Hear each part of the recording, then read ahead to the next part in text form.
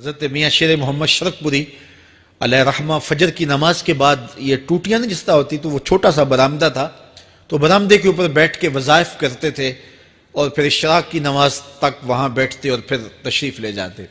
گرمی کی شدت تھی تو حضرت فرائض کی ادائیگی کے بعد وہاں چلے گئے، تو نمازیوں نے آپس سے مشورہ کیا کہ یار حضرت کو عرض کریں کہ بارش کے لیے دعا کی جائے۔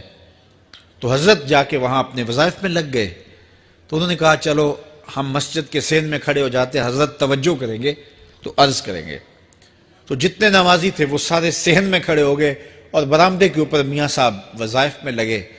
جب آپ کی نظر پڑتی نا لوگوں کی جانب، تو جتنے بھی نمازی تھے سارے ہاتھوں سے اشارے کر کے کہتے یعنی دعا کرو، زبان سے نہ بولتے، ہاتھوں کو ایسے ہلاتے اور یہ کہتے کہ ادھر آسمان کی طرف اشارہ کر کے کہتے دعا کرو۔ میاں صاحب پھر وظائف میں لگ جاتے۔ پھر جب میاں صاحب کی آنکھ اٹھتی نا تو یہ سارے ہاتھ اٹھاتے اور آسمان کی طرف ہاتھ اٹھا کہتے میاں صاحب پھر وظائف میں لگ جاتے۔ جب 2-3 مرتبہ ایسا ہوا نا تو میاں صاحب کی ہنسی نکل گئی اور ایسے آسمان کی طرف دیکھ کے کہا چل ہن پا دے۔ کہتے ہیں بس یہ بات کہنے کی دیر تھی کہ چھم چھم می برسنے لگا۔ تو جب کوئی حضور کا ہو جاتا ہے تو رب اس کو اپنا محبوب بنا لیتا ہے۔ تو حضور کی محبت خدا کی محبوبیت کا ذریعہ ہے، اس لیے ہمیں حضور کا پیار اپنی روحوں میں موجزن کرنا ہے، حضور کی محبت اپنی روحوں میں اتارنی ہے، اور محبت اپنے تمام تر تقاضوں کے ساتھ جب روح پذیر ہوگی تو پھر ہمارا انداز زندگی بھی سنور جائے گا، ہماری آخرت بھی سنور جائے گی۔ محبت کے من جملہ تقاضوں میں سے سب سے بڑا تقاضا محبوب کی اطاعت ہے کہ بندہ جس سے پیار کرتا ہے اس کی بات مانتا ہے۔ یہ ہے دعوی محبت کا ثبوت، اس کی دلیل۔ اور حضور کے صحابہ کی زندگیاں دیکھیے کہ انہوں نے حضور علیہ السلام کے ساتھ کیسے پیار کیا، حضور کی محبت میں اپنی عادتوں کو بدل دیا۔ حالانکہ عادتیں نہیں بدلی جاتی، 2 سکے بھائی ہوں، رشتہ کتنا گوڑا ہے، اور ایک گھر میں پرورش پائی ہے، ایک گود میں پلے ہیں، ایک باپ کے گہوارہ تربیت میں رہے ہیں، لیکن طبائع میں اختلاف یہ ایک فطری بات ہوتی ہے۔ ہمارے پاس لوگ آتے ہیں، 2 سکے بھائی ہوتے ہیں، ایک کی طبیعت ادھر کو جا رہی ہوتی ہے، دوسرے کا مزاج ادھر کو جا رہا ہوتا ہے، ایک سخت نرم مزاج ہوتا ہے اور دوسرے کی آنکھوں سے انگارے پھوٹ رہے ہوتے ہیں، ایک معاف کر دینے والا ہوتا ہے، ایک سخت غصیلا ہوتا ہے، ایک کی طبیعت کے اندر تلخی کی چنگاریاں ہوتی ہیں اور ایک کی طبیعت کے اندر نرمی کے پھول ہوتے ہیں، آپ نے بھی دیکھا ہوگا۔ تو یہ ایسا ہوتا ہے۔ اب اسی طرح کھانے پینے کی چیزوں میں طبائع کا اختلاف یہ فطری بات ہے، ایک کو ایک چیز پسند ہوتی ہے، دوسرے کو وہ چیز پسند نہیں ہوتی ہے۔ بعض اوقات ماں کو مسئلہ ہوتا ہے کہ یہ چیز اگر میں تیار کرتی ہوں تو میرا دوسرا بیٹا نہیں کھاتا، تو اس کے لیے بعد سے الگ سے کوئی چیز تیار کرنی پڑتی ہے کہ اس کی ڈیمانڈ یہ ہے اور میرے اس بیٹے کی ڈیمانڈ یہ ہے۔ مائیں مزاج سمجھتی ہیں، ایک آغوش میں پرورش پانے کے باوجود خون ایک ہے، گہوارہ تربیت ایک ہے، دودھ ایک ہے، لیکن طبیعتوں کے اندر اختلاف پایا جا رہا ہے۔ لیکن صحابہ کی زندگیاں دیکھیے، انہوں نے اپنی طبیعتیں بھی حضور کی طبیعت کے سانچے میں ڈھال دی۔ حضرت انس بن مالک کو کسی نے دیکھا کہ وہ شوربے سے کدو کے ٹکڑے نکال نکال کے کھا رہے ہیں، تو کہا یہ کیا کر رہے ہو؟ کہا میں نے ایک دن حضور کو یوں کرتے ہوئے دیکھا تھا۔ تو طبائع کا اختلاف یہ ایک فطری اختلاف ہوتا ہے، لیکن صحابہ نے اس کو بھی چھوڑا اور حضور کی محبت کے سانچے میں ڈال دیا۔ پھر اس چیز کا انتظار نہیں کیا کہ حضور کا فرمان کیا ہے، حضور کی چاہت پہ اپنے مزاج کو بدلا۔ اللہ اکبر۔ حضور علیہ السلام مدینہ المنورہ کی گلی سے گزر رہے تھے، ایک گنبد نما مکان بن رہا تھا، اور ایسے مکان حضور کو پسند نہیں تھے۔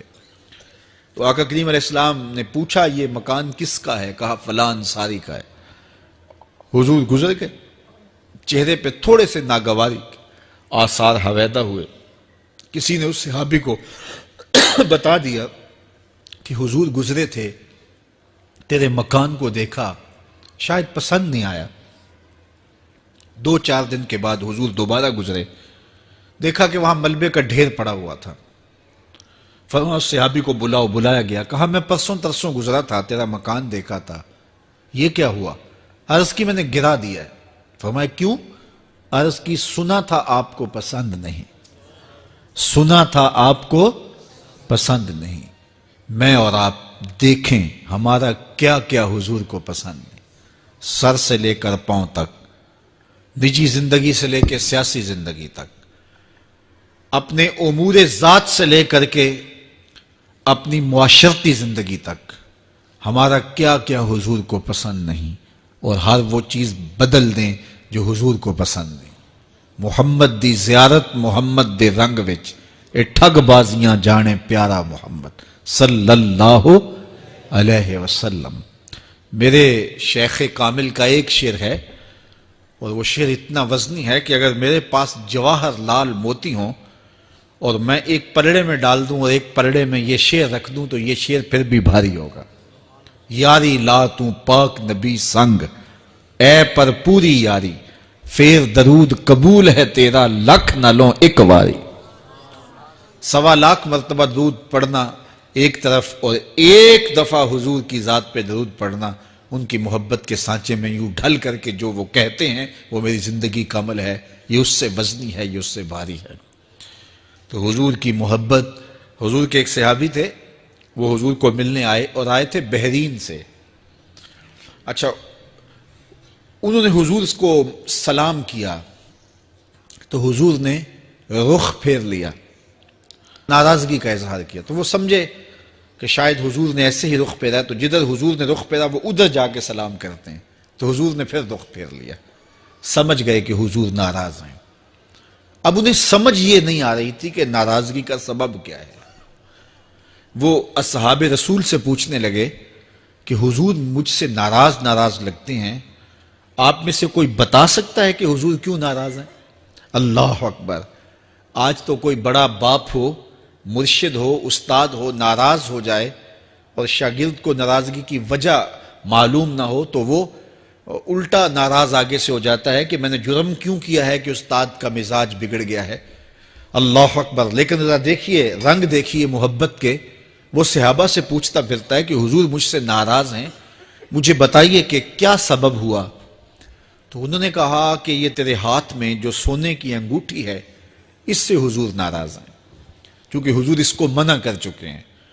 امت کے لیے سونا چاندی حضور نے امت کے مردوں کے لیے منع فرما دیا، صرف 4.5 ماشے سے کچھ کم کی انگوٹھی چاندی کی، اور وہ بھی عدد میں 1 ہو، شریعت نے جائز رکھی ہے۔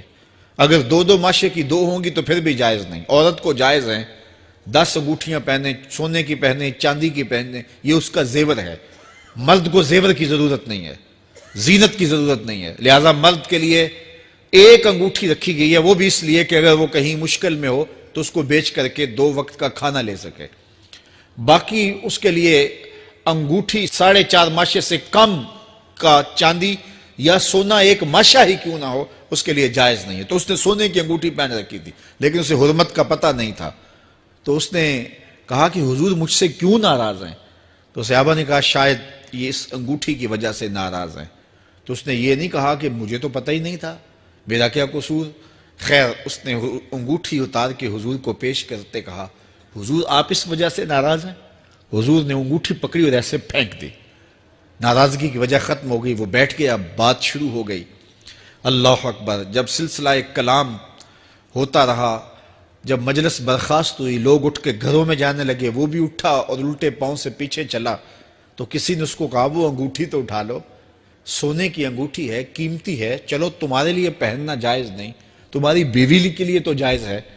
تو اس نے کیا جواب دیا سنیے، اس نے کہا واللہ لا آخذہ وقد طرحہ رسول اللہ صلی اللہ علیہ وسلم، اللہ کی قسم میں اس انگوٹھی کو کبھی بھی نہیں اٹھاؤں گا جس کو میرے حضور نے پھینک دیا ہے۔ تو یہ تھی ان کی محبت، یہ تھا ان کا انداز۔ تو آئیے میں اور آپ حضور سے اگر محبت کرتے ہیں تو حضور علیہ السلام کا طرز زندگی، حضور کا انداز معاشرت اختیار کریں۔ کثرت کے ساتھ مائیں بہنیں بیٹیاں بھی موجود ہیں، وہ بھی اپنی اولادوں کی تربیت اس نہج سے کریں کہ وہ حضور کی سنت، حضور کی سیرت، اور حضور کی اتباع کے سانچے میں ڈھل جائیں۔ زندگی کا مقصد ہی یہی ہے۔ آئے، بڑے ہوئے، جوان ہوئے، بوڑھے ہوئے، چلے گئے، ہم سے پہلے بھی چلے گئے، ہم بھی چلے جائیں گے، بعد میں آنے والے بھی چلے جائیں گے، لیکن حقیقی کامیابی اس کو نصیب ہوئی جس نے اس دنیا پہ آ کے دنیا کی زندگی کے مقصد کو سمجھا۔ ہم آئے کیوں تھے، زندگی کس لیے ہمیں دی گئی تھی۔ اکبر الہ آبادی نے کیا ستھری تنقید کی تھی، کیا بتائیں احباب، کیا کارنمایاں کر گئے، بی اے کیا، نوکر ہوئے، پینشن ملی اور مر گئے۔ یہ کوئی کام نہیں ہے، ہماری زندگی کا کوئی مقصد ہے جس لیے ہم انسان ہیں، اشرف المخلوقات ہیں۔ دیکھیے گدھا سارا دن بوجھ اٹھاتا ہے، اللہ اکبر۔ میرے صاحب نے گدھے سے بھی ایک موازنہ کیا ہے کہ سارا دن جو ہے وہ بوجھ اٹھائے اور کام کرے، اور پھر مالک اس کو غذا بھی نہ دے، وہ جا کے روڑیوں سے اور باہر سے جا کے چر کے پھر آ کے کام مالک کا کرے، مالک اس کو دے بھی نہ، اور وہ باہر سے کھا کے آئے اور کام مالک کا کرے۔ تو اگر بندہ ہو کے، انسان ہو کے اگر نہ کرے تو میرے حضور نے ایک لمبی ربائی ہے، اس میں آخر میں لکھتے ہیں، تو چنگا یعقوب یا کھوتا، تینوں شرم نہ آوے۔ کہ اگر وہ ایک گدھا بھی کام کرے، اپنی پیٹھ پہ بوجھ لا دے، اور تو اپنے مالک کے لیے کچھ نہ کرے، اور ساری نعمتیں مالک نے تجھے دی ہیں اور عزتیں اور آبرویں تیرے نام کی ہیں، اور تو اس کا حق ہی ادا نہ کرے، تو پھر کس طرح تیرے سے، تو پھر اولئک کل انعام بل ہم اضل۔ فرمایا تو چوپایا ہے، بلکہ چوپایوں سے بھی بدتر ہے۔ تو میں اور آپ اپنے آپ کو انسان ثابت کریں۔ آج موقع ہے، سے ثابت نے اجے حواس تیرے، سے ثابت نے اجے حواس تیرے، کر لے نیکیاں رج کے تو، اڑیا رب رسول کیوں پل بیٹھوں، آ رب رسول ول پج کے تو۔ آئی موت ایتھے رہسن کم تیرے، آئی موت ایتھے رہسن کم تیرے، نیکیاں کر لے بھج کے تو، کی آکھ سن لوگ یعقوب تینوں، جب ٹر پیوں سر منہ کج کے تو۔ وہ وقت آئے گا جب تنیاں باندھ دی جائیں گی، جب دونوں جانب سے کفن باندھ دیا جائے گا، پھر پردہ ہٹا ہٹا کے دیکھا جائے گا، پھر بند کر دیا جائے گا۔ وہ لمحے کتنے دردناک ہوں گے، وہ گھڑیاں کتنی دردناک ہوں گی۔ آج مجھے اور آپ کو اللہ نے موقع دیا ہے، تو آج حضور کی سیرت کو اپنانے کا، اپنی روحوں میں اتارنے کا عزم کر کے